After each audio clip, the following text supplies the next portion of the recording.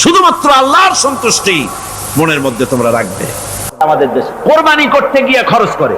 হ্যাঁ, কোরবানি করবেন, আপনি ভালো একটা কোরবানি করবেন, আপনার পয়সা যেমন আছেন তেমন, কিন্তু 50,000 টাকা দাম দিয়ে একটা গরু কিনা সেই গরুর গলায় মালা দিয়া এরপরে সারা শহরে প্রদর্শনী করতে হবে, এর কোনো যুক্তি নাই।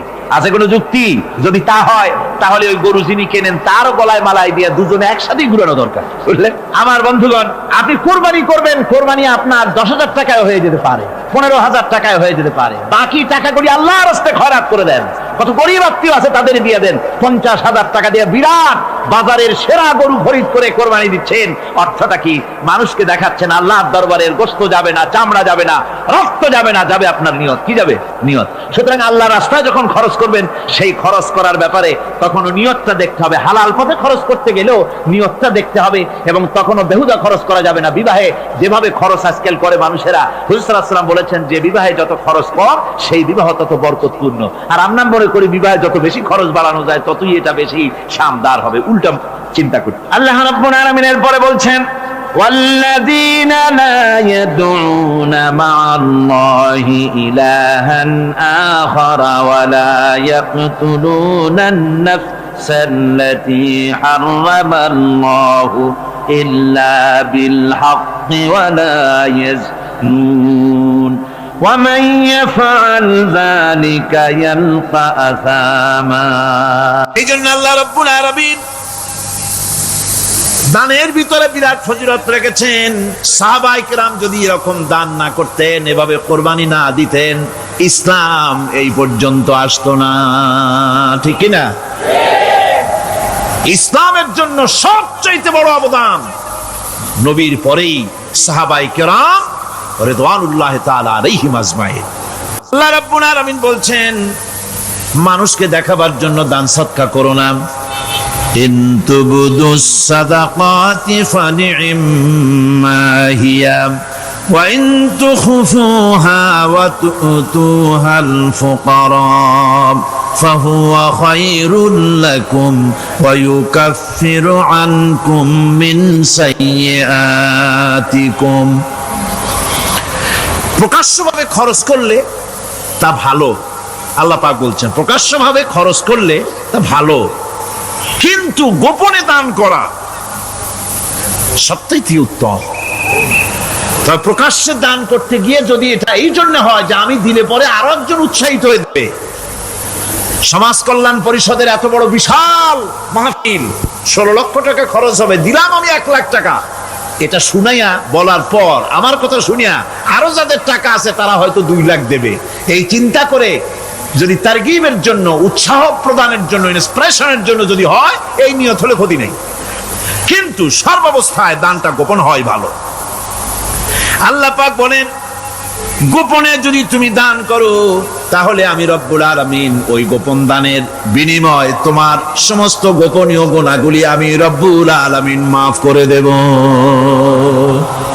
তোমার গোপন গুনাহগুলি মাফ করে দেব। আর পথে যা খরচ করবা বেছে বেছে ভালো জিনিসটা দিও, বাইসা বাইসা ছেঁড়া জামাটা দিও না। পকেটে হাত দিয়া দান করবে, পকেটে হাত দিয়া হাত আর বাইর করে না। কারণ কি? খুঁজে দেখে যে 10 পাই না, 4 আনা, কম পয়সাটা দেবে, 12টা দেবে না।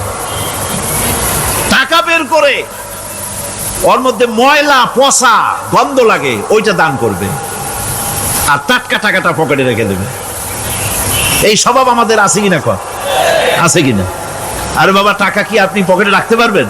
ওটা দেওয়া লাগবে না, এরে দেন তারে দেন, কাউকে তো দেবেনি। আমাদের এই বদভ্যাস আল্লাহ আমাদেরকে মাফ করুন, কোন আমিন বলেন। আমিন। দান করার সময় বেছে বেছে খারাপটা দিও না, ছেঁড়া কাপড়টা দিও না, অখাদ্য কুখাদ্য দান করো না।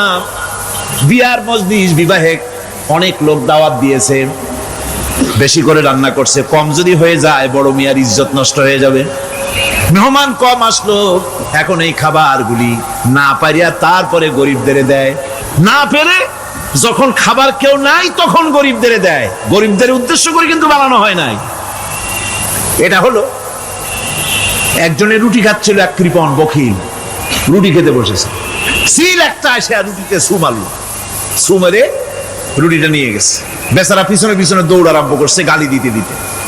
মরার সিল আর তুই জায়গা পাইলি না, চিলের পিছনে দৌড়াতে দৌড়াতে নদীর পারে চলে আসছে। চিলও দেখে যে আল্লাহ এমন এক বেকায়দার লোকের রুটি নিলাম, কোনো গাছেও বসতে পারি না তার ঢিলার জ্বালায়। শেষ পর্যন্ত পাশে ছিল নদী, নদীর উপর দিয়া চিল উড়ে ওপার যাওয়া আরম্ভ করছে। বকিল বেচারা দাঁড়াই থাকে, দিলাম ফি সাবিলিল্লাহ, আল্লাহর রাস্তায় দিলাম। এর তো কোনো মানে নাই। নিজে খেতে না পারে বাসি অখাদ্য কুখাদ্য এগুলি দিতে আল্লাহ পাক নিষেধ করেছেন। দিবা বাইসে বাইসে ভালো জিনিসটা, যেটা তোমার কাছে প্রিয় ওইটা দিও। তুমি যদি খারাপটা দাও তাহলে আল্লাহ তোমার দেবেন ওই মানের। কিয়ামত আছে না, কিয়ামত ওই মানের পাবা।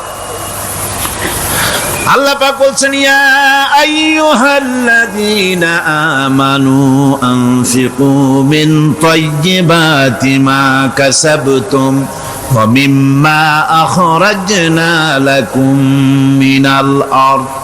তোমরা যে উপার্জন করেছো, সেই উপার্জনে তোমাদের জন্য যা উপার্জন করেছো তাই, আর মাটির ভিতর থেকে আমি যা তোমাদের জন্য দিয়েছি তার থেকে ভালো জিনিস, ভালো ভালো জিনিস আমার রাস্তায় খরচ করো। মানুষকে শুনায় না অমুক জায়গায় দিলাম, বা মানুষের দেখায় দেখা দিও না। কোন কোন শহর আছে কোরবানির সময় বিরাট গরু কেনা হয়, সেই গরুর গলায় মালা দিয়া তারপরে শহরের রাস্তায় রাস্তায় ঘুরানো হয়, অমুক মিয়া সাহেব এই গরুটা কোরবানি করবে। এরকম চিটাগংয়ে হয় না, অন্য অন্য জেলায় হয়। জি, এখানেই বেশি হয়। তাই আশ্চর্য কথা। তাহলে তো উচিত, এরকম যদি উদ্দেশ্য হয় তাহলে বড় মিয়া গরুর সাথে একসাথেই হাঁটা উচিত। লোকেরা বুঝুক কোন বড় মিয়া আর কোন বড় গরু। আপনি এটা করলেন কি জন্যে? এই কাজটা তো নিন্দনীয় কাজ। আর প্রতিযোগিতামূলক কোরবানি করা, প্রতিযোগিতামূলক 35,000 টাকার গরু কোরবানি করা হলো, মানে নাই। মানুষকে শুনাইয়া, মানুষকে দেখাইয়া যদি করা হয় কোনো ফল পাওয়া যাবে না।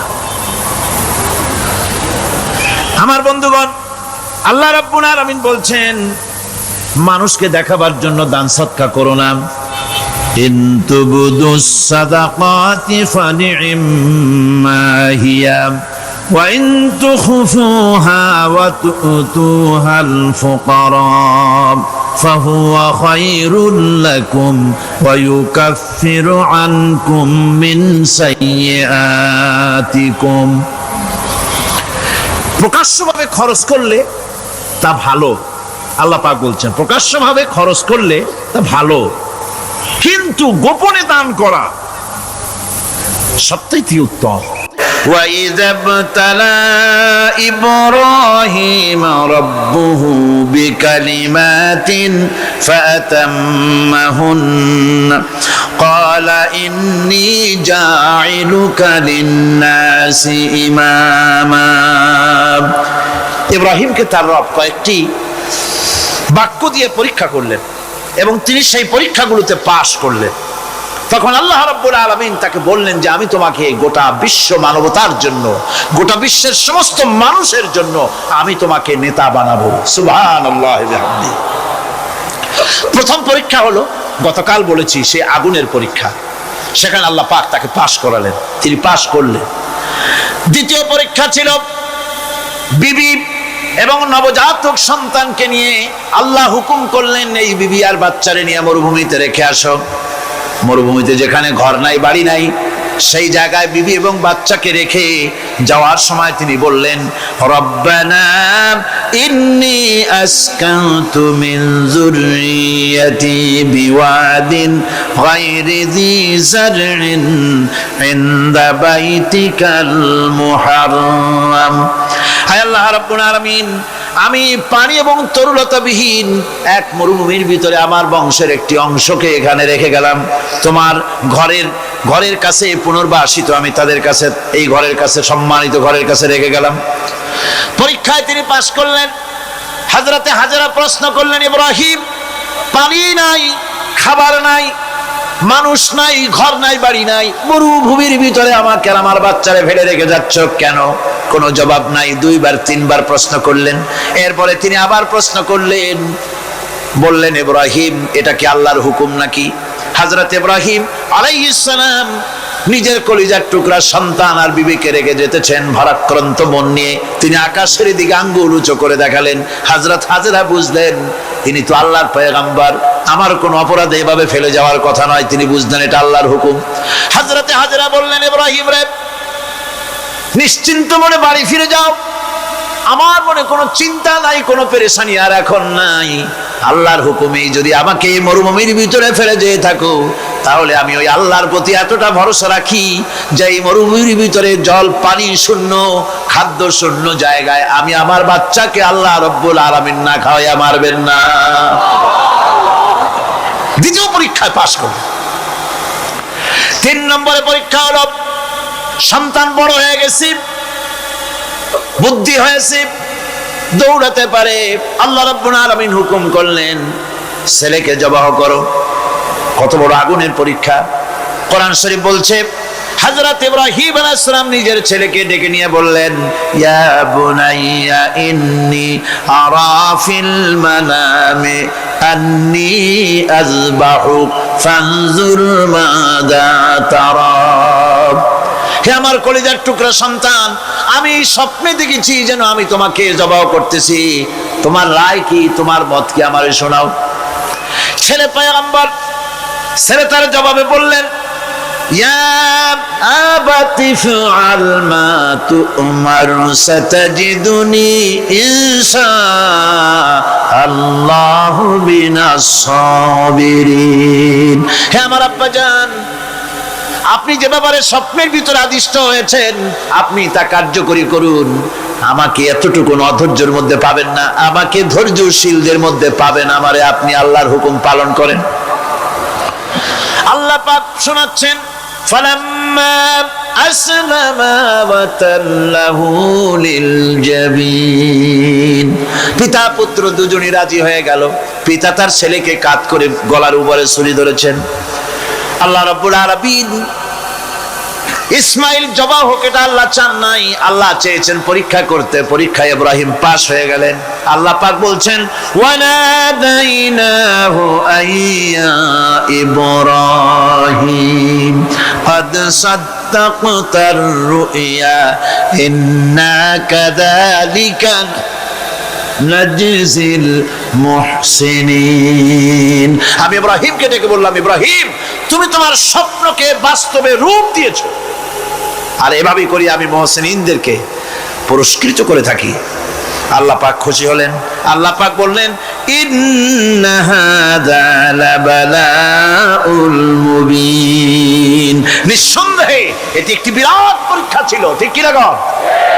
আল্লাহ নিজে বলছেন এটা একটি বিরাট পরীক্ষা, আজিম ইমতিহান। সে ইমতিহানে তিনি পাশ করলেন। পরীক্ষায় উত্তীর্ণ হওয়ার জন্য রব্বুল আলামিন পুরস্কার দিয়া দিলেন। আল্লাহ পাক বললেন, সালামুন আলা ইব্রাহিম। পড়েন সবাই, সালামুন আলা ইব্রাহিম। ইব্রাহিমের প্রতি আল্লাহ পাক বললেন, ইব্রাহিমের প্রতি সালাম রইল। সুবহানাল্লাহি ওয়া বিহামদিহি। ইবাদত এর আনুগত্যের এই উৎকৃষ্ট দৃষ্টান্ত স্থাপনের পর আল্লাহ পাক তার গোটা বিশ্বের মুসলমানদেরকে কিয়ামত পর্যন্ত ইব্রাহিম আলাইহিস সালামকে জাতির পিতা বানায়া দিলেন। সুবহানাল্লাহ কইতে ইচ্ছা করে না? এরকমের পরীক্ষা কোন পিতারা দিতে পারছে নাকি? গোটা বিশ্বের সমস্ত মানব মণ্ডলীর জন্য আল্লাহ পাক ইব্রাহিম আলাইহিস সালামকে কিয়ামত পর্যন্ত জাতির পিতা হিসাবে ঘোষণা করেছেন। সুবহানাল্লাহ। মিল্লাতা বিকুম ইব্রাহিম হুয়া সাম্মাকুমুল মুসলিমিন। তোমরা তোমাদের পিতা ইব্রাহিমের মিল্লাতের উপর প্রতিষ্ঠিত হও। আল্লাহ পাক বলছেন, তোমাদের পিতা ইব্রাহিমের মিল্লাতের উপর প্রতিষ্ঠিত হও, আর আল্লাহ তোমাদের নাম রেখেছে মুসলমান। তোমরা হচ্ছে মুসলমান। আমাদের পরিচয়, ওই যে পরিচয়ের কথা আগে হয়ে গেছে, আমাদের পরিচয় আমরা মুসলমান। আমাদের পরিচয় কি? মুসলমান। এটা প্রথম পরিচয়। ইবাদতের পূর্ণাঙ্গ মাপকাঠি হিসেবে আল্লাহ পাক হযরত ইব্রাহিম আলাইহিস সালামকে দুনিয়াবাসীর সামনে পেশ করেছেন। কোরআন বলছে ইহুদি এবং খ্রিস্টানেরা মুসলমানদেরকে বিভ্রান্ত করতে চায়। তারা বলে ওয়াকালু কুনু হুদান আও নাসারা তাহতাদু কুল বাল মিল্লাতা ইব্রাহিম হানিফা ওয়া মা কানা মিনাল মুশরিকিন। ইহুদিরা বলে ইহুদি হও তবেই তোমরা সঠিক পথ পাবা, খ্রিস্টানের বলে খ্রিস্টান হও তবেই তোমরা সঠিক পথ প্রাপ্ত হবে। আল্লাহ পাক বলছেন এদের সকলকে বলে দাও বরং তোমরা সব পরিত্যাগ করে মিল্লাতে ইব্রাহিমের ভিতরে শামিল হয়ে যাও। এটাই মুক্তির পথ, এটাই নাজাতের পথ, এটাই আল্লাহর পথ। সুবহানাল্লাহি ওয়া বিহামদিহি। এমনকি রাসূল কারীম সাল্লাল্লাহু আলাইহি ওয়াসাল্লামকে আল্লাহ পাক বলেছেন আনিত্তাবি' মিল্লাতা ইব্রাহিম হানিফা, চারদিক থেকে মুখ ফিরিয়ে এনে মিল্লাতে ইব্রাহিমের ভিতরে শামিল হয়ে যাও, তারই অনুসরণ করো। রাসূল কারীম সাল্লাল্লাহু আলাইহি ওয়াসাল্লাম ইবাদত বা আনুগত্যের সর্বোৎকৃষ্ট নমুনা হওয়ার কারণে ইব্রাহিম আলাইহিস সালাম সম্পর্কে হুজুর বলেছেন ইন্না ইব্রাহিমা খায়রুল বারিয়া, রাওয়াহু মুসলিম। হুজুর সাল্লাল্লাহু আলাইহি ওয়াসাল্লাম বলেছেন ইব্রাহিম হচ্ছেন জগতের সর্বোত্তম ব্যক্তি। সুবহানাল্লাহ। সুতরাং আমাদেরকে ইবাদতের নমুনা হিসেবে ইব্রাহিম আলাইহিস সালামকেও মানদণ্ড হিসেবে দেখতে হবে যে কিভাবে তিনি সারেন্ডার করেছিলেন আল্লাহ পাকের দরবারে। এখন আমি আপনাদের সামনে বলতে চাই মানুষের জীবনে সবচাইতে বড় দুটি চাহিদা আছে, একটা হচ্ছে খাদ্য আর একটা হচ্ছে নিরাপত্তা। একটা খাদ্য আর একটা কি নিরাপত্তা। পেট ভরে খাইতে চাই আর চোর ডাকাতের উপদ্রব থেকে নিরাপত্তা পেতে চায়। আইন শৃঙ্খলা পরিস্থিতির উপরে যখন পার্লামেন্টে আলোচনা হচ্ছিল আমি তখন বলেছি মাননীয় স্পিকার, আমার দেশের সাধারণ ভোটারদের বড় কোনো আশা আকাঙ্ক্ষা নাই। তারা কোনোদিন বলে না যে আমাদের গুলশানে বাড়ি দিতে হবে সকলের, আমাদেরকে মঙ্গল গ্রহে অফিস বানায় দিতে হবে, পাশেরও গাড়ি দিতে হবে, এগুলি তারা দাবি করে না। যারা ভোট দেয় কষ্ট করে মিছিল করে এই সাধারণ জনগণের দাবি হচ্ছে মিনিমাম দাবি, খুবই কম। তাদের দাবি হলো মোটা সুতার কাপড় চাই ইজ্জত ঢাকার জন্য, পেট ভরে খেতে চাই, পোলাও কোরমা বিরিয়ানির দরকার নাই, আর আশ্রয়ের জন্য ছোট্ট একটু ঘর চাই, চোর ডাকাতের উপদ্রব থেকে নিরাপত্তা চাই। কথা ঠিক কিনা? আমি বললাম স্পিকার সাহেব, আজ পর্যন্ত যতগুলি গভর্নমেন্ট এসেছে বাংলাদেশে প্রত্যেকটি গভর্নমেন্ট আমার দেশের জনগণের এই ন্যূনতম দাবি এই আশা পূরণ করতে ব্যর্থতার পরিচয় দিয়েছে। কেউ পারে নাই। যারাই গেছে তারাই তাদের নিজেদের আখের গোছাবার চেষ্টা করেছে। সব নিজেকে নিয়ে ব্যস্ত, নিজের লোকদের নিয়ে ব্যস্ত, জনগণ নিয়ে চিন্তা নাই। সুতরাং মানুষের চাহিদা হচ্ছে খাদ্য আর নিরাপত্তা। আমরা কি খাদ্য আর নিরাপত্তা সত্যি কি চাই? চাই। খাদ্য যদি চাই ক্ষুধার সময়, নিরাপত্তা যদি চাই ভীতির সময়, আল্লাহ রাব্বুল আলামিন বলেন কোন গভর্নমেন্ট দিতে পারবে না, দুনিয়ায় কেউ দিতে পারে নাই, পারবেও না। ক্ষুধার সময় যদি খাদ্য চাও, ভীতির সময় যদি নিরাপত্তা লাভ করতে চাও, তাহলে ফালইয়াবুদু রাব্ব হাযাল বাইত, এই ঘরের মালিকের ইবাদত কর। কোন ঘর? কাবা ঘর। বলেন কোন ঘর? কাবা ঘর। কাবা শরীফের মালিকের ইবাদত কর। তাহলে কি হবে? الذي أطعمهم من جوع وآمنهم من خوف। এই ঘরের মালিকের ইবাদত যদি করো তাহলে ক্ষুধার সময় তিনি তোমাদেরকে খেতে দিবেন আর ভীতির সময় তিনি তোমাদের নিরাপত্তা দান করবেন। এ ওয়াদা কার? চিল্লায় বলেন ওয়াদা কার? আল্লাহ পাকের ওয়াদা বিশ্বাস হলো না, এমনই পোড়া কপালের মুসলমান। নির্বাচন যখন আসলো, সলিমউদ্দিন সাহেব আসতেন মঞ্চের উপরে, পরিচয় করানো হচ্ছে। এত আপনারা যার বক্তৃতা শোনার জন্য বিপ্রহরের রৌদ্রে কষ্ট করতেছিলেন, এখন সেই সংগ্রামী জননায়ক বিপ্লবী সন্তান, তিনি এখন আপনাদের সামনে বক্তব্য রাখবেন। উনি দাঁড়ায় বললেন, ভাইয়ার আমার, বোনের আমার, আমি এবার বোতল মার্কা বাক্স নিয়ে দাঁড়াইছি, আমারে সকলে মিলে ভোট দেন। এবার যদি ক্ষমতায় যেতে পারি, না খাইয়া কেউ মরবেন না, কিন্তু কি খাইয়া মরবে তাও কয় না। মানুষেরা এই কথাগুলি বিশ্বাস করলার সমানে ভোট দিল। হায় রে কপাল! আল্লাহ বললেন, আমার ইবাদত কর, আমার গোলামি কর জীবনের সব জায়গায়, তাহলে ক্ষুধার সময় খাইতে পারবি আর ভীতির সময় নিরাপত্তা পাবি। আল্লাহর কথাটা বিশ্বাস হইল না। এই নামাজ পড়ার মুসলমানের দাম আছে, কম দাম আছে? এ রোজা খাওয়ার দাম আছে? এ মুসলমান দাবি করার দাম আছে?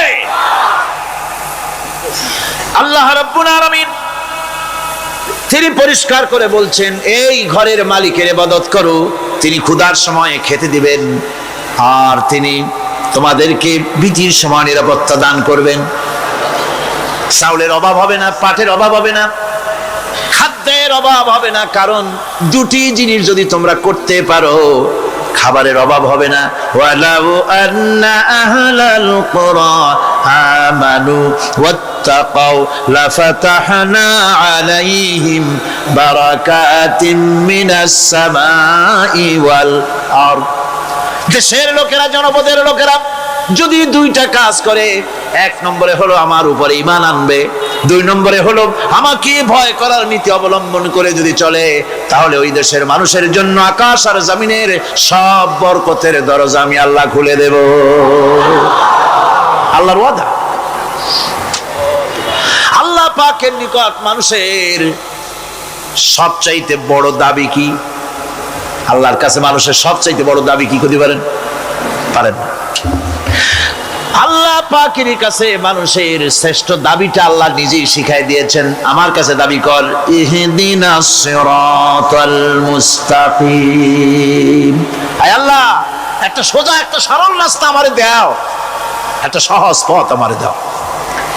এই কথা সূরা ফাতিহা দাবি করার পর আল্লাহ রাব্বুল আলামিন এই অভিনন্দনের জবাবে, 7টা বাক্যের অভিনন্দনের জবাবে আল্লাহ রাব্বুল আলামিন 30 পারা কোরআন শরীফ নাজিল করে দিলেন। সূরা ফাতিহার এই সওয়ালের জবাবে আল্লাহ পাক বললেন, ওয়া আনি'বুদুনি হাযা সিরাতুম মুস্তাকিম। সোজা রাস্তা চাও, আমার গোলামি করো, ইবাদত করো।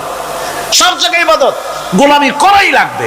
আমার কাছে সোজা রাস্তা চাও, সোজা রাস্তা হলো আমার গোলামি করা। কার গোলামি? বেহেশতে যেতে চান? আমি আস্তে জিগাইলাম বলে আপনারও আস্তে জবাব দিলেন। বেহেশতে যেতে চান? সুবহানাল্লাহ। এমন কোন মানুষ আছে নাকি যে বেহেশতে যেতে চায় না? মদ খোর যাইতে চায়। সবাই, আমরা সবাই বেহেশতের আশা করি, ঠিক কিনা? আল্লাহ রাব্বুল আলামিন বলেন, বেহেশতে যদি যেতে চাও তাহলেও ইবাদত করা লাগবে, ইবাদত ছাড়া জান্নাতে যাওয়া যাবে না। ফাদখুলি ফি ইবাদি ওয়াদখুলি জান্নাতি। সর্বপ্রথম আমার বান্দার মধ্যে দাখিল হয়ে যা, আমার গোলামির মধ্যে দাখিল হওয়া, আমার গোলাম হয়, এরপরে আমার জান্নাতে চলে যা। আগে গোলাম হবি, তারপরে কোথায় যাবি? জান্নাতে যাবে। আগে গোলাম হ, আগে গোলামির খাতায় নাম লেখা, আগে সত্যিকারের আমার বান্দা হ, গোলাম, এরপরে জান্নাতে যাওয়া যাবে। জান্নাতে যাইয়া আল্লাহর সাথে কি দেখা করতে চাই? আল্লাহর সাথে দেখা করতে চাই। আল্লাহ রাব্বুল আলামিন বলেন, فمن كان يرجو لقاء ربه فليعمل عملا صالحا ولا يشرك بعبادة ربه أحدا। তোমাদের মধ্যে যদি কেউ আল্লাহর সঙ্গে, তার রবের সঙ্গে যদি কেউ দেখা করতে চায়, তাহলে সে যেন ভালো ভালো কাজ করে, নেক কাজ করে, আর তোমার রবের সাথে অর্থাৎ আল্লাহ রাব্বুল আলামিনের সাথে ইবাদতের মধ্যে যেন কাউকে শরীক না করে।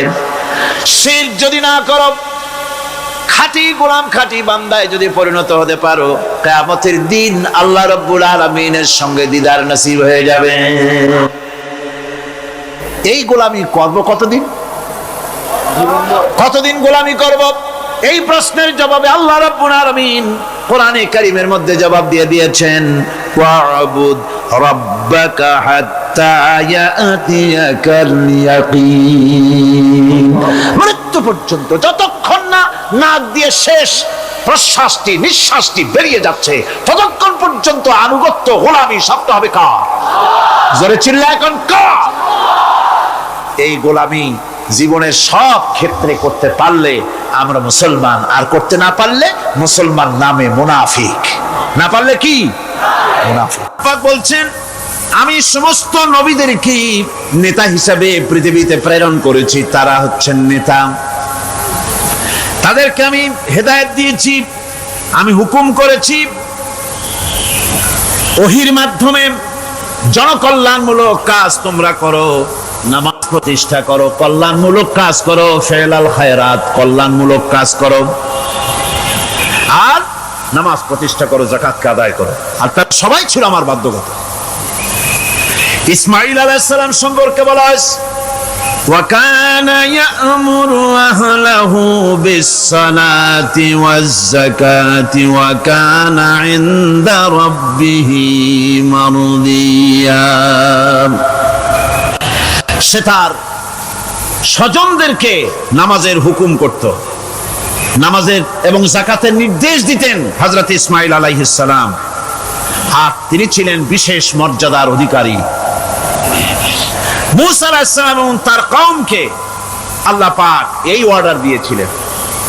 মূসা আলাইহিস সালাম বলেছিলেন, আয় আল্লাহ, আমার কওমকে যেন তুমি গজব দিও না, তাদেরকে তুমি শাস্তি দিও না। আল্লাহ পাক হযরত মূসা আলাইহিস সালামের এই প্রার্থনার জবাবে আল্লাহ পাক বললেন, আযাবি উসিবু বিহি মান আশাউ ওয়া রাহমাতি ওয়াসিআত কুল্লা শাই। আমি যাকে চাইবো আমার আযাবে নিক্ষেপ করব, তবে সকল জিনিসের উপর আমার রহমত পরিবেষ্টিত আছে। তবে হ্যাঁ, ফাসাআকতুবুহা লিল্লাযীনা ইয়াত্তাকুনা ওয়া ইউতুনাজ যাকাতা ওয়াল্লাযীনা হুম বিআয়াতিনা ইউমিনুন। আমি এই রহমত কেবলমাত্র তাদের জন্য লিখে রাখবো যারা নাকি নামাজ প্রতিষ্ঠা করবে আর যারা যাকাত আদায় করবে, আমি তাদেরকে আমার গজব থেকে বাঁচায়া দেব। যাকাত যারা আদায় করবে আমি তাদেরকে আমার শাস্তি থেকে, গজব থেকে রক্ষা করব। রাসূল করিম সাল্লাল্লাহু আলাইহি ওয়াসাল্লামের পূর্বে শেষ নবী হচ্ছেন হযরত ঈসা আলাইহিস সালাম। তাকে আল্লাহ পাক এই অর্ডারই করেছেন। কোরআনে কারিমে বলা হচ্ছে, ওয়াজআলানি মুবারাকান আইনামা কুনতু ওয়া আওসানি বিস-সালাতি ওয়াজ-যাকাতি মা দুমতু হাইয়া। আমি যেখানেই থাকি না কেন আমাকে অর্ডার করা হয়েছে, যতদিন বেঁচে থাকবো আমি ততদিন যেন আমি নামাজ আদায় করি আর যাকাত দেই।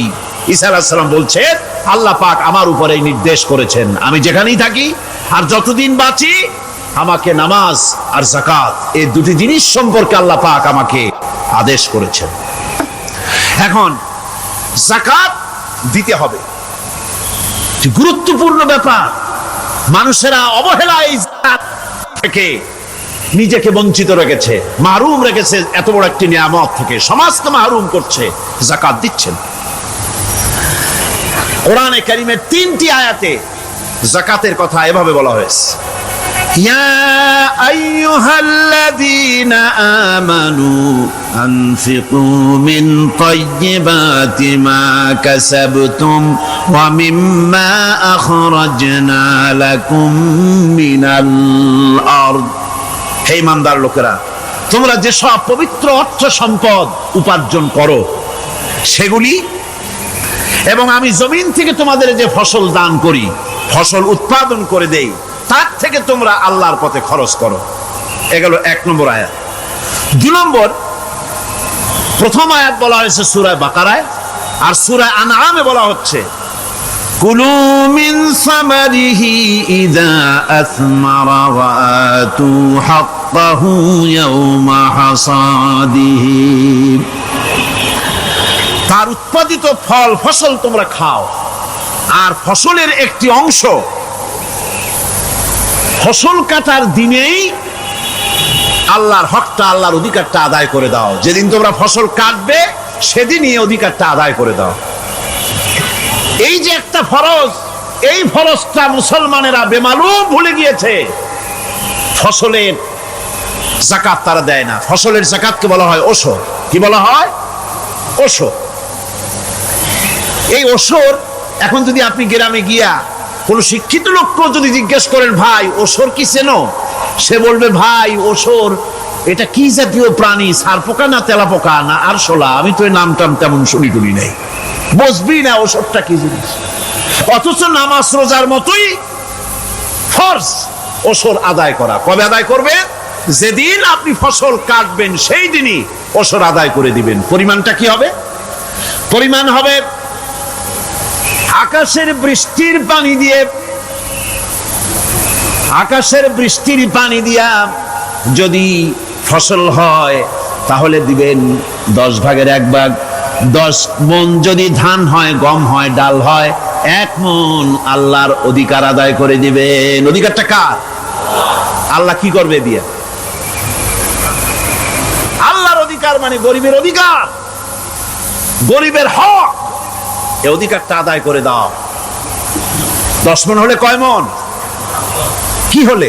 যদি আকাশের বৃষ্টির পানিতে হয়।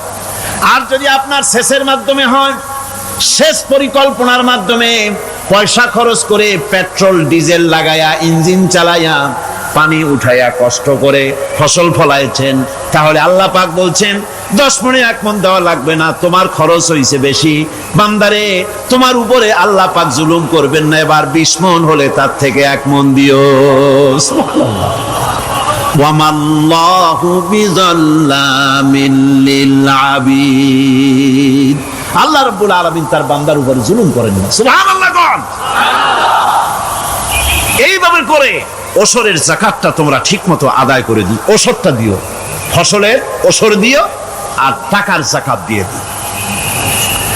যারা এটা দিবে না তাদের সম্পর্কে আল্লাহ পাক সূরা তওবার ভিতরে বলেছেন, والذين يكنزون الذهب والفضة ولا ينفقونها في سبيل الله فبشرهم بعذاب أليم। যারা নাকি স্বর্ণ এবং রৌপ্যকে সঞ্চয় করে, জমা করে, ওয়ালা ইউনফিকুনাহা ফি সাবিলিল্লাহ, আর আল্লাহর রাস্তায় তা খরচ করে না, ফাবাশশিরহুম বিআযাবিন আলীম, তাদেরকে কঠিন পীড়াদায়ক শাস্তির সুসংবাদ দাও। পীড়াদায়ক শাস্তির কি দাও? শাস্তির কি সুসংবাদ হয় নাকি? হয়তো উচিত ছিল শাস্তির দুঃসংবাদ শোনাও, না, আল্লাহ বলছেন সুসংবাদ শোনাও। এটার দৃষ্টান্তটা আমার ভাষায় আমি মানুষকে এভাবে বুঝাই। ছেলে খুব দুষ্ট, দুষ্টামির ঠেলায় অস্থির, তার মা মোটেই সামলাতে পারছে না। তখন মা বলে, বেটা আমার কথা তো শুনলি না, তোর বাবা আসুক, তারপরে আমি তারে নালিশ করব। এমন পিট্টি দেবে, মজা টের পাবি। তখন পিট্টি দিলে কি মজা লাগে নাকি? তার মানে শাস্তির তীব্রতা বুঝাবার জন্য বলা হচ্ছে, মজাটা টের পাবা। আল্লাহ রাব্বুল আলামিন বলছেন, কঠিন পীড়াদায়ক শাস্তির সুসংবাদ ওদের দাও, সোনা রূপা যারা জমা করে রাখে, যাকাত দেয় না, আল্লাহর রাস্তায় খরচ করে না। সোনা এখন পুরুষেরাও ব্যবহার করা আরম্ভ করছে। অবশ্য চিটাগংয়ে এমন কাম শুরু হয় নাই। ছাত্র, শিক্ষক, অফিসার গলা একটা সোনার চেন, শীতের দিনেও সামনের বোতাম খুলে রাখে যাতে চেনটা সকলে দেখে। মিয়া সাহেব, এটা সোনার চেন না, জাহান্নামের আগুনের শিকল পড়েছ। পুরুষের জন্য এক রত্তি সোনাও হারাম। তোমার শরীরের সৌন্দর্য বাড়াবার জন্য স্বর্ণ ব্যবহার করতে পারবা না। স্বর্ণরৌপ্য জমা করলো আর আল্লাহর রাস্তায় খরচ করলো না। রব্বুল আলামিন বলেন ইয়াউমা ইউহমা আলাইহা ফি নারি জাহান্নামা ফাতুকওয়া বিহা জিবাহুহুম ওয়া জুনুবুহুম ওয়া যুহুরুহুম। একদিন আসবে এমন যেদিন এই সঞ্চিত ধনরাশি সোনা দানাগুলি জাহান্নামের আগুন দিয়ে জ্বালানো হবে, আর জাহান্নামের আগুন দিয়ে জ্বালায়া এইগুলি দিয়ে তার পিঠের উপরে আর পাঁজরে সিল মারা হবে জাহান্নামের আগুন দিয়া। বলা হবে হাদা মা কানাজতুম লিআনফুসিকুম ফাযুকু মা কুনতুম তাকনিজুন। মজা চাখো, স্বাদ গ্রহণ করো, এ হলো তোমার সেই সঞ্চিত সম্পদ, সঞ্চিত ধনরাশি যা তুমি জমা করেছো আর আল্লাহর রাস্তায় খরচ করনি, এখন এর শাস্তি গ্রহণ করো। সুতরাং সঞ্চয় জমা করা, সঞ্চয় করা, মাল জমা করা এক শ্রেণীর লোক আছে। আল্লাহ পাক বলছেন আল্লাযী জামা মালান ওয়া আদ্দাদা, মাল জমা করে আর মোছে তেল মাখে। টেলিফোন করে, হ্যালো সোনালী ব্যাংকের ম্যানেজার সাহেব নাকি? বলে হ্যাঁ, দেখুন তো আমার ব্যালেন্সটা কত। উনি বললেন বল্টু সাহেব আপনার ব্যালেন্স হচ্ছে 50,77,372 টাকা 79 পয়সা। তখন মোজ ঘষে, আতর লাগায়, তেল মাখে আর মনে মনে আনন্দ হয়, আরো কিছু জমা করতে পারলেই তো কোটির কোটায় পৌঁছে যাব। আল্লাযী জামা মালান ওয়া আদ্দাদা, মাল জমা করে আর গুনতে থাকে, আল্লাহর রাস্তায় খরচ করে না। আল্লাহ রাব্বুল আলামিন বলছেন খুয মিন আমওয়ালিহিম সাদাকাতান তুতাহহিরুহুম ওয়া তুযাক্কিহিম বিহা, তাদের অর্থ সম্পদ থেকে যাকাত উসুল করে তাদেরকে পবিত্র করে দাও। যাকাত আদায় করার মানেই হলো তার সম্পদগুলি পাক হয়ে গেল। কোন আলহামদুলিল্লাহ, সম্পদ পাক হয়ে গেল, পবিত্র হয়ে গেল। আর যেই সম্পদের যাকাত দেওয়া হয় না, আল্লাহর রাস্তায় খরচ করা হয় না, তা সম্পূর্ণরূপে অপবিত্র, নাপাক। কি পরিমাণ সম্পদের নিসাবটা কেমন হবে? নিসাব হবে 52.5 তোলা রৌপ্য যদি আপনার কাছে থাকে, আপনি বাজার দর হিসাবে যাকাত দিবেন। স্বর্ণ 7.5 তোলা পর্যন্ত যদি হয়ে যায়, তাহলে অবশ্যই বাজার দর হিসাবে প্রতি বছর তার যাকাত দিবেন। ছাগল যদি 40টা থাকে যাকাত দিবেন, গরু যদি 30টা থাকে তাহলে যাকাত দিবেন। যাকাতের মাসলাটা খুবই কঠিন, যেখানে সেখানে গিয়ে জিজ্ঞেস করে এর জবাব পাওয়া সুকঠিন হয়ে যাবে। এই জন্য মাল পবিত্র করার জন্য, জাহান্নামের কঠিন শাস্তি থেকে বাঁচার জন্য আমি আপনাদেরকে উপদেশ দেব, সাজেশন করব, পরামর্শ দেব একটা বই পড়ার জন্য। বইটা লেখক হচ্ছেন আল্লামা ইউসুফ আল কারজাবী। বর্তমান আসরে, এই বর্তমান বিশ্বের একজন সাহসী মুফাক্কির ইসলাম, কাতার ইউনিভার্সিটির শরিয়া ফ্যাকাল্টির ডিন, তার লেখা ফিকহুজ যাকাত, এই আরবি, বিশাল এই আরবি গ্রন্থের অনুবাদ করেছেন অনুবাদ রাজ্যের রাজা, এদেশে ইসলামী আন্দোলনের, এই ভূখণ্ডের পুরোধা ইসলামী আন্দোলনের বর্তমান সব নেতাদের ওস্তাদ আল্লামা হযরত মাওলানা আব্দুর রহিম সাহেব রাহিমাহুল্লাহ, আল্লাহ তাকে জান্নাতুল ফেরদাউসের মেহমান বানায় নিক, জোরে কোন আমিন। তিনি এটার অনুবাদ করেছেন ইসলামে যাকাতের বিধান। ইসলামে, নামটা মনে রাখেন, ইসলামে যাকাতের বিধান। ইসলামী ফাউন্ডেশন বইটা বের করেছে, এত বড় 2টি খণ্ড। এই বইটি আপনারা সংগ্রহ করবেন, ইসলামের যাকাত বিধান, বইটি আপনারা সংগ্রহ করবেন মনে করে। এখন যাকাতের নিসাব আমি বললাম, এবার বলবো যাকাতের খাত। আমি যা বলতেছি এগুলি আমার বানানো নাকি? আল্লাহর কথা বলছি। কার কথা? আল্লাহ। যাকাত কোথায় কোথায় ব্যয় করবেন? কারে কারে দিবেন?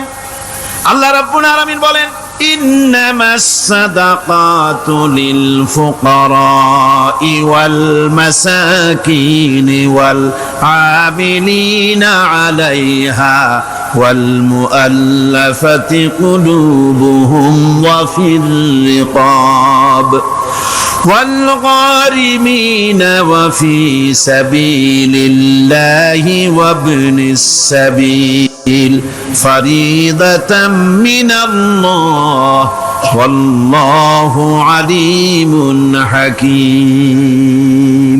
সূরা তওবার মধ্যে আল্লাহ পাক যাকাত কোথায় কোথায় দিবেন খাতগুলি আল্লাহ বলে দিচ্ছেন। কোন আলহামদুলিল্লাহ। যেখানে সেখানে যাকাত দেওয়া যাবে না। যাকাতের জন্য খাত হচ্ছে 8টা। যাকাতের জন্য খাত কয়টা? 8টা। 8টি খাতে আপনার যাকাতের টাকা আপনি ব্যবহার করবেন, ব্যয় করবেন। প্রথম দিবেন ফকিরদেরকে। প্রথম দিবেন কাদেরকে? ফকির। ফকির কারা? ফকির হচ্ছে নিজের জীবন জীবিকায় অন্যের মুখাপেক্ষী। তারপরে শিশু, এতিম, বিধবা, জীবন চালানো খুবই কষ্টকর, অভাবগ্রস্ত লোক, এরা হচ্ছে ফকির। আর মিসকিন হচ্ছে যারা নিজেদের প্রয়োজন উপযোগী অর্থ উপার্জন করার সামর্থ্য নাই, আর মানুষের কাছে আত্মমর্যাদার কারণে হাত পাততেও পারে না। এক কথায় এক গরিব ভদ্রলোক।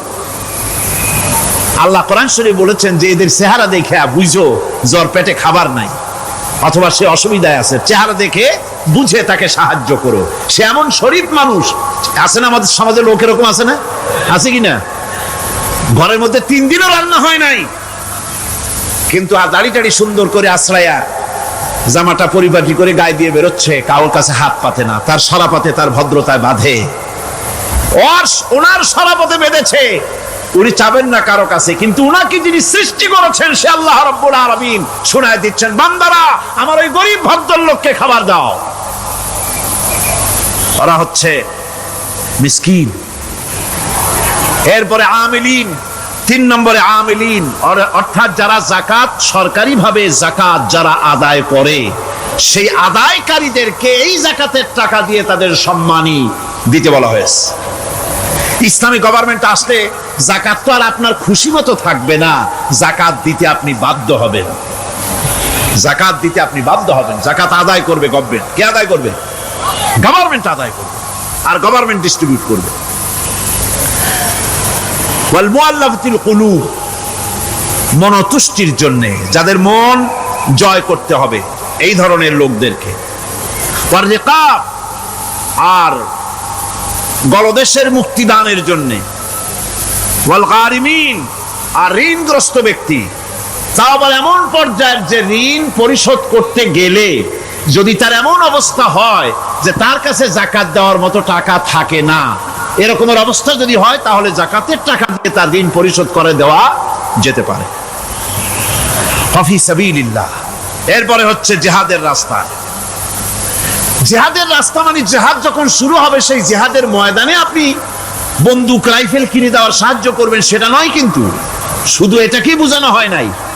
ফি সাবিলিল্লাহ বলতে বোঝানো হয়েছে আল্লাহর রাস্তায় সংগ্রামরত সব ব্যাপারে আপনি সাহায্য করবেন, ইসলামী আন্দোলনের জন্য করবেন। যারা ইসলামের জন্য বইপত্র লেখে তাদের জন্য করবেন, যদি পয়সায় কুলাতে না পারে সেখানে সাহায্য করবেন।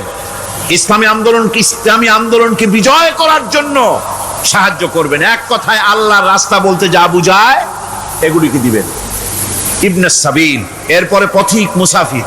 পথিক মুসাফির সে যদি বাড়িতে ধনী থাকে, ঢাকায় ধনী, কিন্তু চট্টগ্রামে এসে সর্বহারা হয়ে গেছে, টাকা পয়সা সব লুটপাট হয়ে গেছে, এখন বাড়ি ফেরার উপায় নাই, যাকাতের টাকা দিয়ে তাকে সাহায্য করা যেতে পারে। এই 8টি খাতে এভাবে যাকাত দেওয়ার জন্য আল্লাহ খাত সৃষ্টি করেছেন। কয়টা খাত হলো? 8টা খাত। ইসলাম যাকাত ভিত্তিক অর্থ ব্যবস্থা কায়েম করে, আর অনৈসলামিক সরকার সুদ ভিত্তিক অর্থ ব্যবস্থা কায়েম করে। যাকাত আর সুদের মধ্যে পার্থক্য কি? যাকাত হচ্ছে, এক কথায় বুঝাই, ব্যাখ্যা দেব না, এক কথায় বুঝাবো। যাকাত হচ্ছে ধনীদের কাছ থেকে নেও গরিবদেরকে দাও। আবার শুনুন, যাকাত হচ্ছে ধনীদের কাছ থেকে নাও, গরিবদেরকে দাও। আর সুদ হচ্ছে গরিবদের কাছ থেকে নাও, ধনীদেরকে দাও। টাকায় টাকা টানে, একজনে শুনছিল টাকায় টাকা টানে, সে মনে করলো কেমনে টাকায় টাকা টানে। তারপরে সে এক ব্যাংকের সামনে গিয়ে অনেক টাকার মধ্যে নিজের একটা টাকা ছুঁড়ে মেরেছে। ঘন্টা 2 দাঁড়ায় আছে, দেখে যে তার টাকা আসে না। তখন ব্যাংকের দারোয়ান এসে পিছন থেকে গলাটা ঠেসে ধরছে, বেটা তুমি চোর নাকি, না হাইজাকার, না মাস্তান, না সাদাবাজ? কয় যে না, আমি এর কোনোটাই না। তাহলে এই পজিশন নিয়ে দেখতেছো কি? কয় যে আমি শুনছিলাম টাকায় টাকা টানে, সেজন্য আমার পকেটে একটা টাকা ছিল, ওই যে কেশিয়ার টাকাগুলি গুনতেছে ওইখানে মারলাম, দেখিনি টাকা, আমার টাকায় কিছু টাকা টাইমে আনে। এতক্ষণ দাঁড়ানো, আমার টাকা তো টানলই না, আমার যে একটা টাকা তাও আসে না। দারোয়ান বলছে, বেটা তুমি ঠিকই শুনেছো, টাকায় টাকা ঠিকই টানে, ওই অনেকগুলা টাকা তোমার একটা টাকারে এমন ভাবে টাইনিয়া ধরছে, বাইরে আবার উপায় নাই। সুদভিত্তিক অর্থ ব্যবস্থায় গরিবরা এভাবে শোষিত হয়। শোষিত হয় কারা? গরিবরা। সিনেমা কারা বানায়? ধনীরা। শোষিত হয় কারা? গরিবেরা। লক্ষ্য করেন, তাকান, আল্লাহর কথা কত বাস্তব। ধনীরা সিনেমা বানায়, শোষিত হচ্ছে গরিবেরা। রিক্সা চালায়, ঠেলা গাড়ি চালায়, মাথার ঘাম পায়ে ফেলেছে, পরিশ্রান্ত হয়েছে, বিকাল বেলায় সেই টাকা নিয়ে যাচ্ছে বাজার করতে। সিনেমা হলের সামনে যায় দেখে সর্বনাশ, যুবক একটা যুবতীর জড়ায় ধরছে 2 হাত দিয়া, নিচে লেখা কি যে প্রেম আর কত যে জ্বালা। বেচারা গরিব মানুষ মাথা গরম হয়ে গেছে এটা দেখিয়া, যে বাইরে যদি এত জ্বালা, ভিতরে না জানি কত মজা। যে টাকা দিয়ে চাউল কিনতো, সেই টাকা দিয়া টিকিট কিনে সিনেমায় ঢুকলো। এর মাথা ঘামানো পয়সাগুলি পাইলো কে? বড় লোকই পেল। বড় লোকেরা ব্যাংকে টাকা রাখে, গরিব মানুষেরা ব্যাংক থেকে টাকা লোন নেয়। কৃষি লোন নিল, গরু কিনলো, বীজ কিনলো, সার কিনলো। আকাশ থেকে বৃষ্টি হলো না, অনাবৃষ্টি, অতিবৃষ্টি, খরার কারণে ফসল হলো না। ব্যাংক কি তার লোন মাফ করবে? তার সুদ মাফ করবে? শেষ পর্যন্ত গরুটা বেচা, মায়ের হাতের, বউ হাতের শেষ চুরি গাছা বিক্রি করে লোন পরিশোধ করলো। বড় লোকের টাকা ওখানে ছিল, ওই টাকায় আরো টাকা গিয়ে জমলো, আর গরিব ফতুর হয়ে গেল। এই জন্য আল্লাহ পাক বলেছেন সুদ হচ্ছে ওয়াহাল্লাল্লাহুল বায়া ওয়া হাররামা রিবা। আল্লাহ পাক ব্যবসাকে করেছে হালাল, সুদকে করেছেন হারাম। এই সুদের মধ্যে 70টি গুনাহ, তার ছোট্ট গুনাহ হলো নিজের মায়ের সাথে জিনা করা। জোরে কোন নাউজুবিল্লাহ। মায়ের সাথে জিনা করার চাইতেও নিকৃষ্ট, এটা হলো ছোট গুনাহ। টের পাইছেন? এটাই হলো ছোট গুনাহ। তাহলে বড় গুনাহ কি? বড় গুনাহ হচ্ছে আল্লাহ আর তার রাসূলের সাথে যুদ্ধ করা। নাউজুবিল্লাহ পড়ে। সুতরাং এই সুদভিত্তিক অর্থ ব্যবস্থার, এই সুদভিত্তিক অর্থ ব্যবস্থাকে নির্মূল করে দিয়ে ইসলাম যাকাত ভিত্তিক অর্থ ব্যবস্থা কায়েম করেছিল, যার ফলে মানুষ খেয়ে পরে সুখে শান্তিতে বসবাস করেছে। চুরি নাই, ডাকাতি নাই, জেনা নাই, ব্যভিচার নাই, হত্যা নাই, ধর্ষণ নাই। এমন এক সময় এসেছিল কোরআনে কারিমের বরকতে, যাকাত ভিত্তিক অর্থনীতির বরকতে, এমন এক সময় এসেছিল ময়দানে ঢোল পিটানো হতো বাজারে বাজারে, যাকাত কে নেবে, যাকাত কে নেবে, যাকাত কে নেবে। একজন মানুষও খুঁজে পাওয়া যায় নাই যে বলবে যাকাত আমার দরকার। গল্প করলাম? এটা কি গল্প? এটা বাস্তব।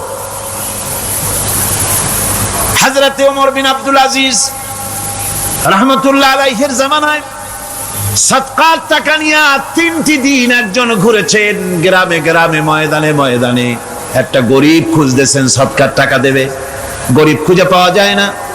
ক্লান্ত শ্রান্ত হয়ে মরুদ্যানের ভিতরে আরাম করতেছেন, এমন সময় দেখতে পেলেন সেখানে আরেকটা লোক আসছে, ধুলা মলিন বড় একটা বস্কা তার সাথে। এই লোকটি তার কাছে গিয়ে বলছে, ভাই আল্লাহ আপনারে আমারে মিলাই দিছে, 3 দিন পর্যন্ত ঘুরেছি কিছু সৎকার টাকা নিয়া, এত বড় দেশের এত জায়গা ঘুরলাম, একটা গরিব পাই নাই যে তারে দেব, আল্লাহ আপনারে মিলাই দিছে, নেন এই টাকাগুলা। কয় যে তোমার মাথা খারাপ না স্কুল উঠিলা? তুমি কি মনে করছো আমার এই বস্কার মধ্যে ছেঁড়া খাতা?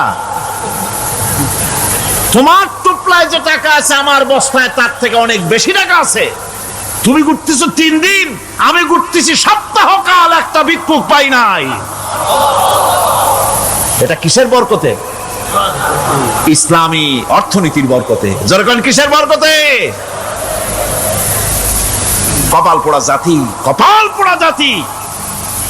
সেই বরকতপূর্ণ সমাজ ব্যবস্থার দিকে না গিয়ে কোন নেতা কোন নেত্রী কি কইল সেদিকে দৌড়ায়, সেদিকেই দৌড়ায় পাগলের মতো। হেমিলেনের বংশীবাদক বাঁশি বাজায় চললো, আর ইঁদুর বাঁদর সব পিছনে ছুটলো। এর কোনো মানে হয় না। বন্ধুগণ, আল্লাহ রাব্বুল আলামিন এই যাকাত ব্যবস্থার মাধ্যমে বিরাট পরিবর্তন এনে দিয়েছিলেন। এটি আল্লাহ পাকের একটি বিশাল নিয়ামত। এই নিয়ামত আল্লাহ পাক ইসলামী রাষ্ট্রকে দান করেছেন। আর যাকাতই বরকত। হালালে বরকত হয়, হারামে তো আর বরকত হয় না। কথা ঠিক কিনা কন? এখন আল্লাহর রাহে যে আপনি খরচ করবেন, সেই খরচ করার জন্য আল্লাহ রাব্বুল আলামিন কয়েকটা মূলনীতি দিয়েছেন। কিভাবে কি মন মানসিকতা নিয়ে খরচ করবেন। খরচ করলেই কিন্তু সওয়াব হবে না। আতর মাখবেন, যদি চিন্তা করেন যে আতর মাখলাম, মাহফিলে যাব, মসজিদে যাব, লোকেরা টের পাবে যে বেটা আতর একখান মাখছে, তো খামো খাই আপনার আমও গেল সালাও গেল, কোনো সওয়াব হইল না। আর যদি আতর মাখেন এই নিয়ত করে আতর মেখেছি, রাসূল পাক সাল্লাল্লাহু আলাইহি ওয়াসাল্লামের একটা সুন্নাত আমল করলাম, আল্লাহ রাব্বুল আলামিন অসংখ্য নেকি আমল নামায় লিখে দিবেন। নিয়তের উপরে দারমাদার করছে সবকিছু।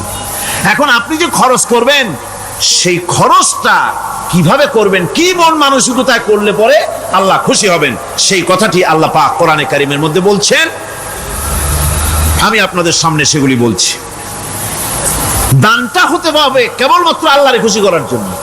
মনে রাখেন, এটা হলো এক নম্বর। কি দানটা হতে হবে কারে খুশি? জোরে কর।